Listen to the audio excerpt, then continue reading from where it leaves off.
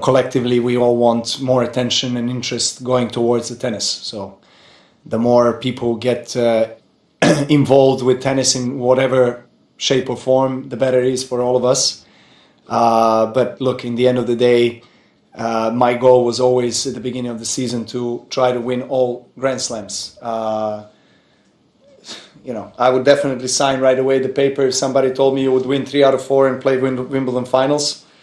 There is a little regret that I didn't win the Wimbledon finals, but look, in the end of the day, I have so much more to be happier and content with than actually to regret something. So I'm going to keep going. And, I feel good in my own body. I still feel I got the support of my environment, of my team, of my family.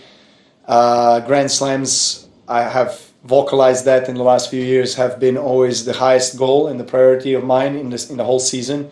I don't play as much, so I try to, in terms of other tournaments, so I try to, prioritize my preparation so that I can peak in slams. And yeah, these are the moments, and these are the kind of emotions that I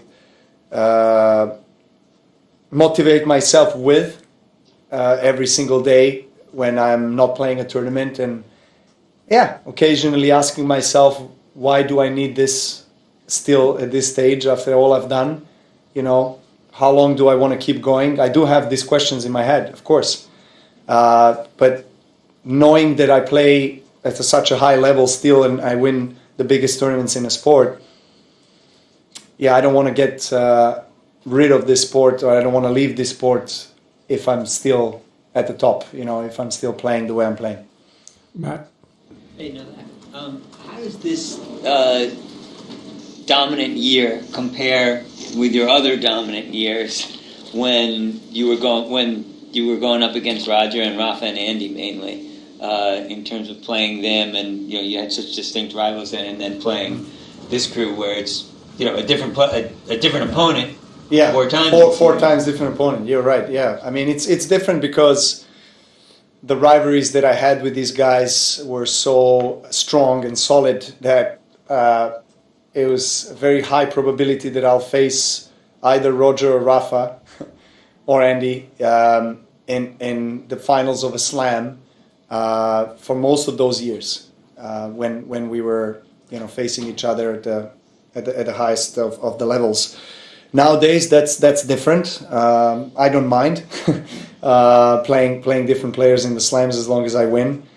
But I did play 3 epic matches with Alcaraz this year, and I think that's why there's a discussion or debate on the next rivalry. And I said all I needed to say in a positive way about Carlos. I do really mean it, and I think it's great that for our sport that we have another very good rivalry. I mean, I know he has also a great rivalry with Sinner, and you have Rune, you have these guys, you have, of course, generation of Zverev, Tsitsipas, Medvedev, these guys that are still at the top 5, top 10 in the world. So they're great players. I think judging by the attendance of people and all slams, the kind of a hype that goes around the Grand Slams, tennis is still in a good place.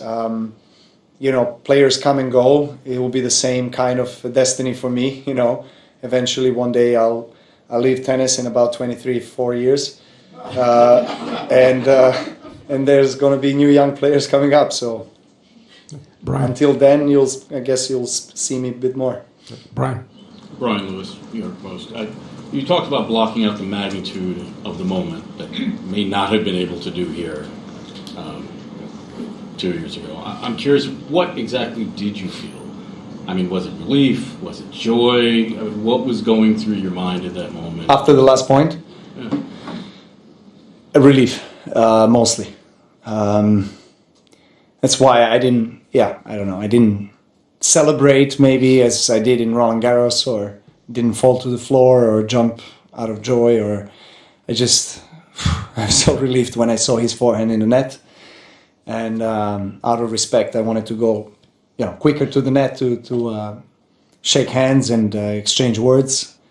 And then the next thing I wanted is to hug my daughter, because she was there sitting in the front row. I didn't know that she's going to be seated there. We had way too many people for too little seats in the player box. And so, yeah, my wife was taking care of that with my team. I didn't know who's going to sit where. And then when I got to the court, I saw her. She was facing me when I was sitting on the bench. And she smiled at me every single time I needed, I guess, that kind of innocent child energy. I got it from her. You know, when I was going through the very stressful moments, and particularly in the second set, when I needed a little bit of a push, of a strength, of a kind of just lightness, I guess. She gave me a smile, she gave me a fist bump, and she was into it. You know, it's so funny to see that, and so interesting to see that. She's 6 years old. You know, my son is 9, and they were both there. They're both aware of what's happening. And when I became a father, that was one of my wishes. You know, that I will live the day to experience winning a slam in front of them, and they realize what's going on, that they're old enough to understand what's going on. So yeah, I'm just super blessed that was the case twice this year in front of them in Paris and also here. Okay, we have time for 2 more in English. Howard and then Darcy. Novak, Howard Fendrich with the Associated Press. Was there an event, a moment, something where you thought to yourself that you wanted to target 24 or 25 because of the significance of those numbers? And then later, was there a moment where you did say to yourself, okay, I can get there? And then finally, I think we all want to know, are you now a full-time serve and volleyer?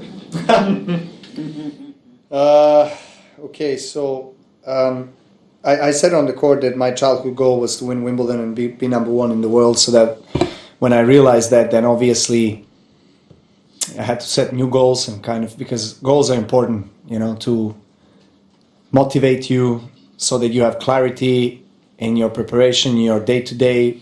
What do you do on a daily, on a weekly basis in order for you to actually reach